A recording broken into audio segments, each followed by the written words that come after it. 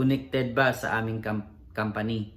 So ngayon, ito po, maraming salamat po sa inyong tiwala at suporta sa mga nagpatuloy. At kahit hindi naman nakapunta sa aming event, pero patuloy pa rin na sumusuporta at interested po sa machine. Maraming salamat po. Aasahan po ninyo na mas mapaganda natin ang ating serbisyo. At kung ano po yung pinapaliwanag namin sa inyo at kung ano po yung pinapakita namin sa inyo dito sa video sa YouTube, yun po yung actual natin na matatanggap ninyo na machine. Yun po.